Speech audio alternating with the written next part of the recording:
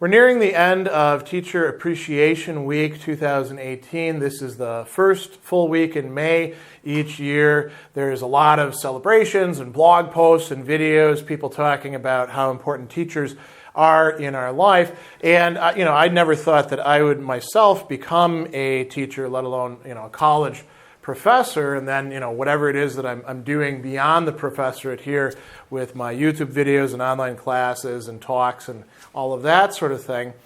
There were quite a few teachers that were important and influential in the course of my life, and as I thought about that, I've told a lot of stories in videos and talks and sometimes online events about a few of these people. I thought it would be a good idea for me to introduce those of my subscribers and viewers and other fans to some of these other people who made a big impact on my life and are probably in some respect responsible for me doing the kind of work that I'm doing today, or at least being fairly well adjusted in many respects.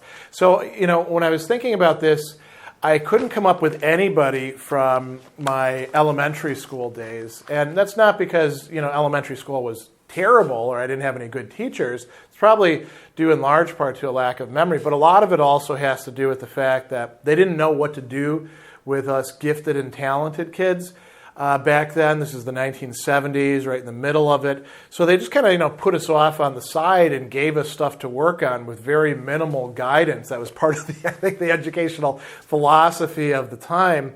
And so we didn't have a lot of interaction with teachers, and they were nice, most of them, but they didn't really make much of an impact on me. I can say that there was one, however, Mrs. Scott. She was a math teacher. She was also, she'd been an emergency room nurse, so she would tell us these terrible stories that I found, pretty fascinating, but most of the students were grossed out about the things that she'd seen in the emergency room. And one of the things that she actually did that was good for me, I was, very bright, and I learned mathematics from my father well before I even got to elementary school. I was already doing, multiplication and division and working with negative numbers. And so by the time that I was in elementary school, I was so advanced that they just gave me work to do and set me off to the side. And I learned how to do division in one way, and then I was supposed to learn how to do it in another way, which would be better for me, the way that we actually do, division by hand. And I don't even remember what the first way was, but I was so good at it that I wasn't progressing. I wasn't learning the new material because my attitude was, hey, I'm doing fine with this. I'm keeping up with all the other students who are using this better tool. Why the hell would I, learn the new approach? So she sat me down and said, listen, I'll make you a deal. And, we're going to go through a bunch of these problems. And if you can beat me, I'm going to do this method. You do this method that you like so well. If you can beat me, I'm not going to make you do the other long division. You can do whatever you like from now on. But if I win, then you have to start doing this. And so, predictably enough, I was fast, but not as fast as her. And it was good that somebody sort of set me straight about that. But that's really all I can say from elementary school. Now, in middle school, I went to a private middle school, which, was an interesting experience. Maybe I'll do a video about that sometime. It was the kind of place where you tended to either be rich or smart, and there wasn't a hell of a lot of overlap between the two. There was some. And you were very, very conscious of the class structure that was built into it. But you were also getting a pretty, good education. We learned Latin in 6th and 7th grade and then went on to another language. We were way ahead in mathematics and science. And so I was getting some challenge. And we, for our soccer coach, we had a former Olympian teaching us. And so I really enjoyed soccer, so that was cool. But none of that had to do with the teacher who I would say made the greatest impact on me in middle school. And that was Mrs. Bicha-Dale. She and her husband, Mr. Dale, maybe he was Mr. Bicha, I don't remember. They both worked there, and she taught drama and she taught English classes. And we had to take drama every single year, as I remember, 6th, 7th, 8th grade. And, we started out with some really interesting exercises. She was very good at what she did. And here's what made the biggest impact on me. So my dad found me writing a play. And it was not a very good play at all. When I look back at it, it was largely drawn from Lloyd Alexander's, Chronicles of Prydian, which is a fantasy series for young adults about this, guy Taran, and had a lot of sword. The play as I wrote it had a lot of sword fighting in it, a lot of fighting the bad guys. Not a hell of a lot of dialogue, as I recall. But I was in the process of doing that. My dad found me doing that in my room. And he said, let me take a look at what you've got there. And he took it to Mrs. Bicha-Dale, and she said, well, this is pretty good. We're going to put this on. This is going to be the play for our first semester, 6th grade.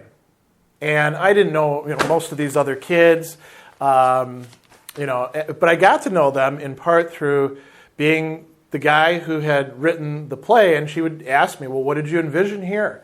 What do you think about this? And of course, I was much more interested in having sword fights and stuff like that. But she was trying to teach us how to conceive of characters and how to act. And then later on, I had her not only for drama, but also for one of the English classes. She taught us literature. She was. I remember one time she actually got very angry at us as a class. And it made a big impression on me. I think it was 7th or 8th grade. There was some poem, and it was about a bull lowing for the heifer, or the other cow in the field, and it mentioned something about his balls, and of course we all broke out laughing.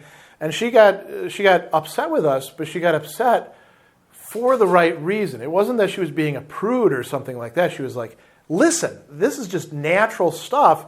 This is not something that you should be getting so worked up about. You're not getting what's happening here in the poem.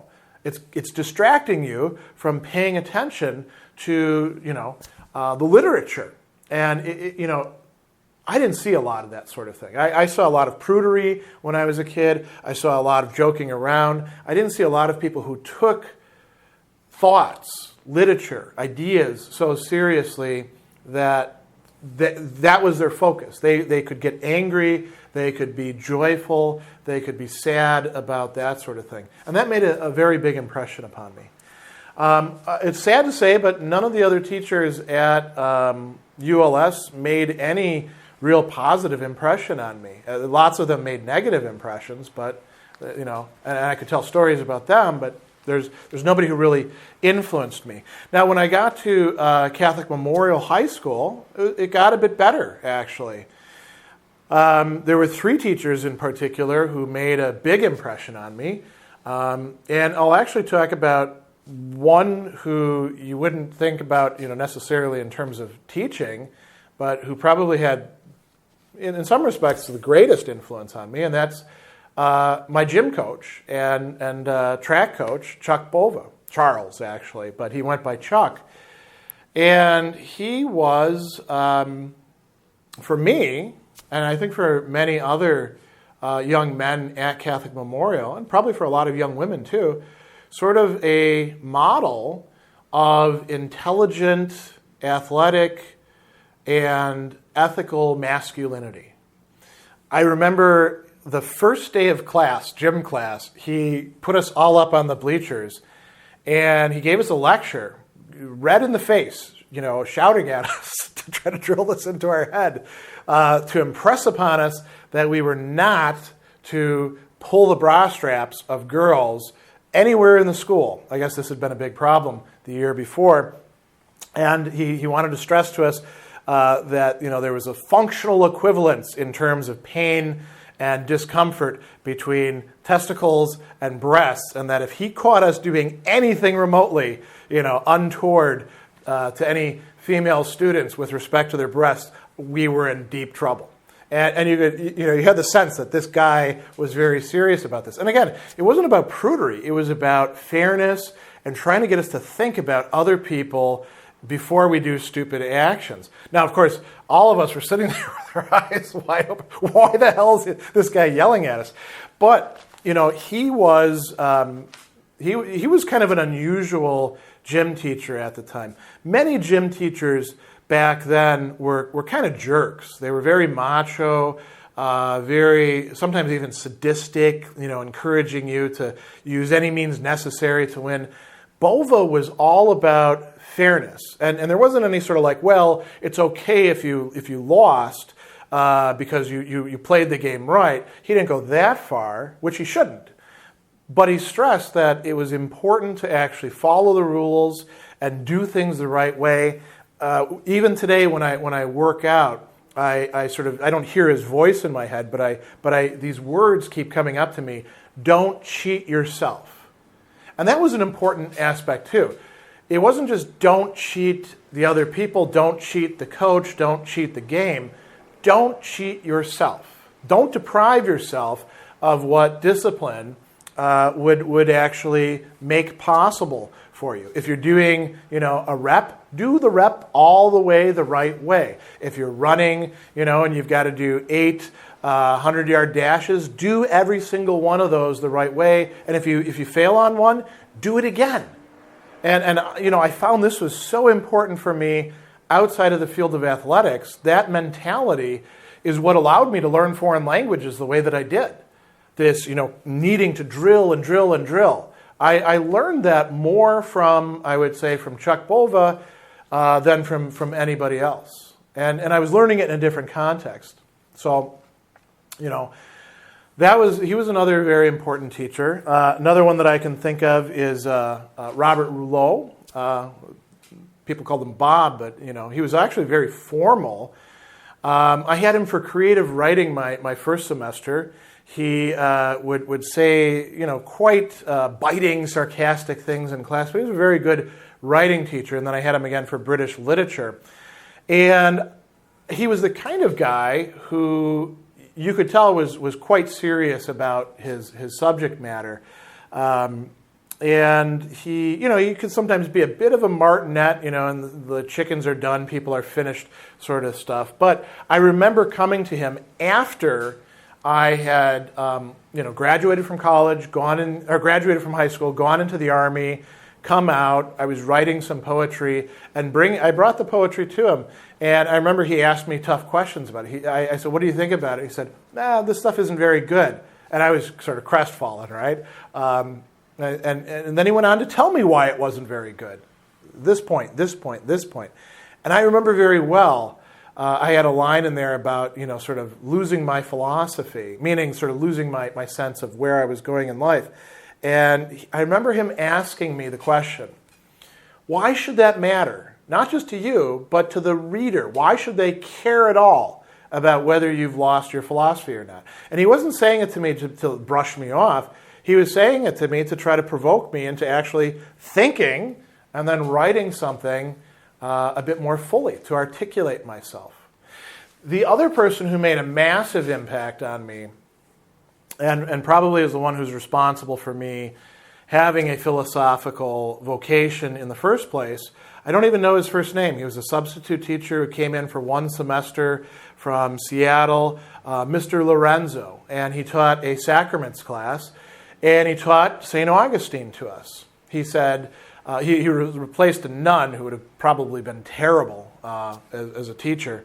And he said, Augustine, changed my life. I converted because of him and reading his confessions and going through, what I'd gone through in Seattle. I want to introduce him to you. He is the saint for sinners. And he talks about the sacraments. And then he said, now, before I can actually teach you about St. Augustine, I'm going to have to explain some Plato to you, because Plato is very important. And then we need Aristotle as sort of a counterpoint to that. And then we can talk about the Manichaean religion that Augustine was in for a while. And then we can talk about Augustine. And we actually had a little bit of time left at the end of the semester. So he was like, Augustine was a psychologist. Let's talk about Freud, Jung, and Adler. So he taught in a way radically different than any of the other teachers. There was no rote memorization.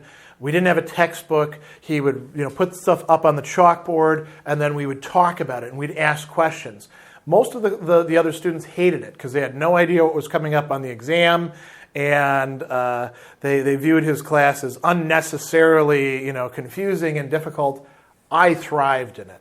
And I was getting to see what philosophy could really be like, because I'd had a philosophy class at Catholic Memorial, and it was pretty bad.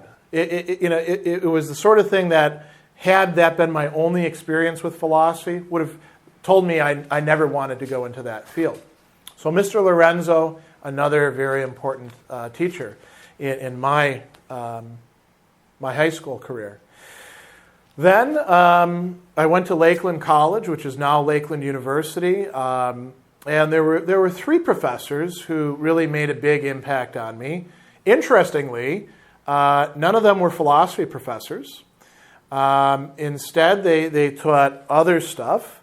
There was Lucretia Crawford, who was my writing instructor in freshman year. We had to take expository and persuasive writing. I was a good writer, and she more or less allowed me to do what I wanted to do, but I had to keep within certain guidelines. And, when I think about the work that I made for her, in persuasive writing, we had to eventually culminate in writing a research paper. It was supposed to be about 10 to 20 pages or so. I wrote a 70-page paper, double space, and I wish I still had it, to take a look at it. And it was essentially about whether television was a good or bad thing. That's kind of a big topic. I was doing a lot of research, and I made the case that in many respects television was actually a bad thing, but it could be harnessed in different ways. She actually read that entire paper and gave me feedback on it. She let me write the paper in the first place. I mean, a lot of professors, a student, who's got a paper that's spiraling out of control, they'd say, "Rein it in, buddy. I'm not reading that stuff," But she understood that was something that I had within me and could do. So she encouraged me. And then later, one of the best classes I ever took from her was a winterim class. We had this special winter session where you'd meet with for a month, 3 hours a day, 5 days a week, and we read our ways through the Arthurian literature. And boy, did she come alive. I mean, she was already a good teacher teaching writing classes, but when it came to teaching literature, especially literature that she was so fond of, the enthusiasm and the rigor that she brought to it was really quite impressive. She gave me a model for what scholarship and teaching would look like when they're fused together. Another professor who, again, I don't know his first name. His last name was Ronender, I believe. It's been a long time. He was actually an adjunct. He was just there for a few semesters teaching history. And I don't remember exactly what class I took with him first, but I remember a really great winterim class that was on the history of the American West. I actually took enough history classes that I probably could have triple majored if I'd wanted to, but I decided I wanted to get finished, as quickly as possible. But Ronender was closer to us in age, and he was a really interesting guy. He'd graduated from Marquette, which is just down the road, from here, and not that far from Lakeland College. And he was kind of burnt out at the time. So he told Marquette's placement office, which actually existed at that time, nowadays these don't really exist anymore, to find him a job as far away from academia as possible. So they put him on the Lakota reservation, where he taught history in a very impoverished high school for several years, and lived on the reservation and got to know the life out there, and continued doing research of his own. He was a very interesting guy to talk to in the classes, and then he and I would often hang out afterwards. I was an older student, he was a younger professor. So we'd hang out either on the campus pub or in Howard's Grove down the road, and bum cigarettes off of each other and drink the cheap beer that they had on tap, and talk about history, talk about how you did history, how you carried out historical research. And he was sort of a model again of competency and interest in his subject. He was also a rather sardonic guy in many respects. Perhaps that might have rubbed off on me a little bit at the time. I think I probably had a good nerve of that going already. But he was a really interesting guy to interact with. And then the last professor that I'll talk about, I didn't actually take any classes with. And he's retiring this year from Lakeland College. His name is Mehreban Khodavandi, and he's Iranian. He taught in psychology and education, and I never did take any classes with him, although he did give a guest lecture on Zoroastrianism in our comparative religion class at one time. But I interacted with him all the time.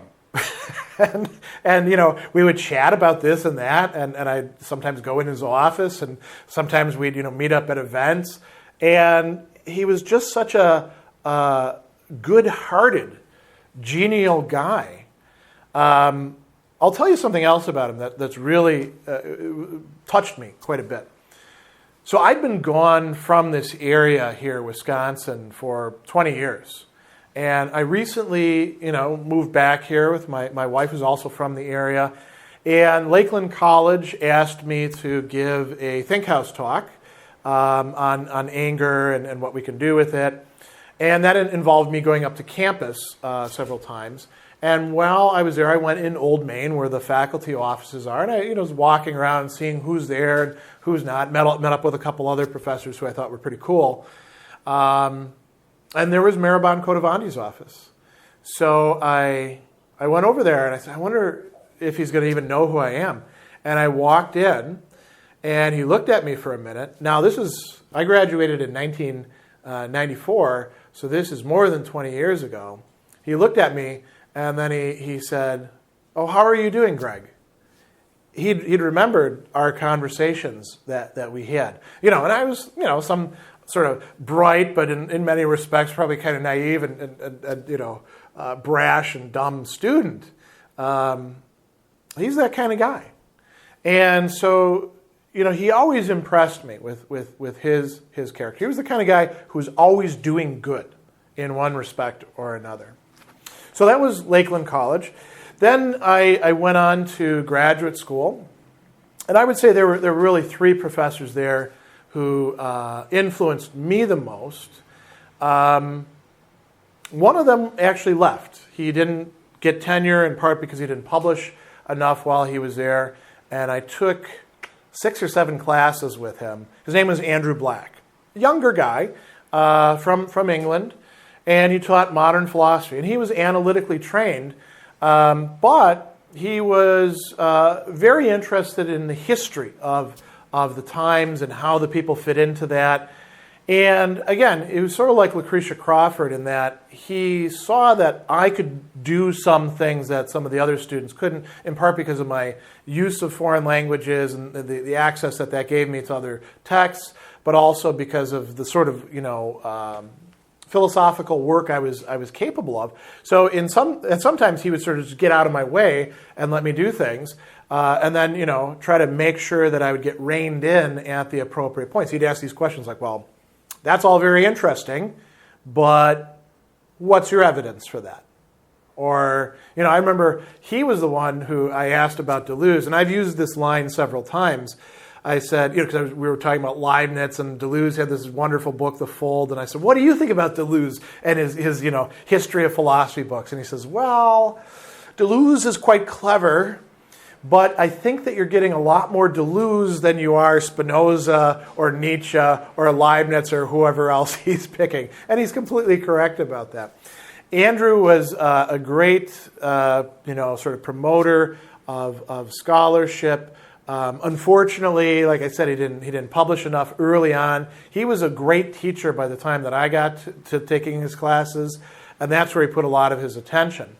So I was very sad to see him go.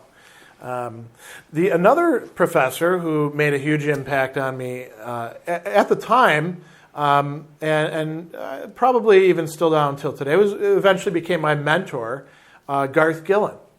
And Garth actually, by the time that he left Southern Illinois University, had 3 advanced degrees, one in philosophy, one in theology, and one in educational psychology. When he retired, he opened up a clinical practice and is still doing it today, as far as I know. I haven't been in touch for quite some time. His classes were very exciting because he taught contemporary continental philosophy, and mostly French stuff, some German stuff. He was very big on Adorno. He actually taught a class, too, on Karl Rahner, believe it or not. But he'd mostly do things like, teaching Derrida or, Merleau-Ponty or Foucault or people like that. And his approach to the texts was intensely hermeneutical. We would take the text and try to figure out what is going on in this passage. What are all the reference points? And then we would bring it back to whether any of this was actually true. He was also very interested in Jacques Lacan. He's one of the people who got me interested in him. But he always stressed the need to figure out how much of this is bullshit, how much of this is actually applicable and usable. And so he was also kind of an upstart. He was a Catholic Marxist from way back. He'd grown up very blue collar out in Montana. So there were a lot of ways in which we could relate. And he's an interesting guy. He was kind of on the outs with the department when I first got there. And I was actually his last doctoral student. He retired shortly before I was able to finish my dissertation, so I had a co-chair. But he was officially the chair. Then the third person who really made a big impact on me, without really meaning to do so, was actually Thomas Alexander. And he was a person who did classical American philosophy and also some ancient philosophy, particularly Plato. He was a Dewey scholar, but he wasn't a optimistic Deweyan the way a lot of the Dewey people are. In some respects, he was more, leaning towards, like Santayana and James and people like that, who are a little bit more pessimistic. Dewey, you get this kind of rah, rah, rah, everything is going to be great. Pragmatism will lead the way. Alexander, I think, was somebody who appreciated both sides of the American pragmatist tradition. And I remember, getting good advice from him at crucial points in my career as a graduate student. And I think in part because he was somebody who, like me, could be hot-tempered and also hold grudges and things like that. So I think he was counseling me out of experience, and he would give me advice that was quite helpful for not allowing my emotions to run away with me and lead me into taking stands, taking positions that would have closed doors for me later on. Every bit of advice that I got from Alexander, even though I didn't necessarily want to hear it at the time, turned out to be really good advice. And he's somebody who I've come to appreciate more and more and more the longer I've been out of graduate school. And I think, the times when I was in his classes and what a pain I must have been as a graduate student. But he's somebody who made a big impression, an impression that grew over time. The last person that I'll talk about is not somebody who I studied with in any of those schools. It was rather in a faculty fellowship that I did as a young scholar in 2005, if I remember right, and that is Alistair Mcintyre. Mcintyre is a very big name, and there was this opportunity to do an Erasmus Institute faculty fellowship at Notre Dame with him in the summer, and he was going to be focusing on rational choice theory, Aristotelian Thomism, and Freud and Lacan. And I was like, oh, I'm going to apply for that definitely. So I did, and I got in. I was the most junior scholar involved in that. There were 10 of us who got selected. And they put us up at Notre Dame and fed us, and then each day we would meet with Mcintyre in these seminars, and we had to do projects of our own and had the opportunity to interact with him afterwards.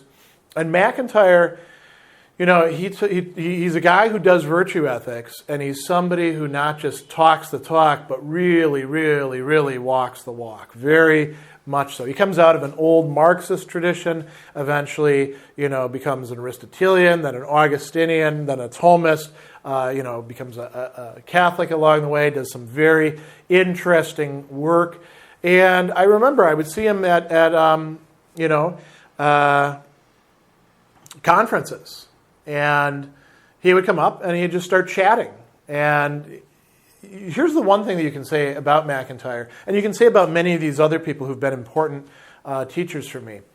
He's not what, in biblical terms, you would call a respecter of persons. That is, somebody who really cares about the rank or the prestige of somebody and isolates themselves off with that person and ignores everybody else. Mcintyre does the opposite. As a matter of fact, I don't know if he's still teaching at this time at Notre Dame, but at the time that I was interacting with him fairly regularly, he was only teaching undergraduates, even though he could, if he wanted, just teach graduate students and just teach the subjects he wanted. He was teaching core classes because he said, these are the most important students, these are the most important classes.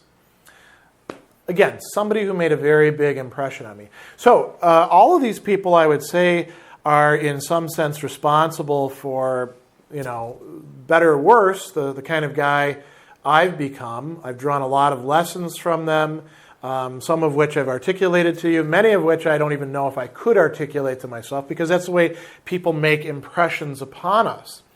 But I wanted to honor each and every one of them during this week devoted to, honoring teachers for the work that they do.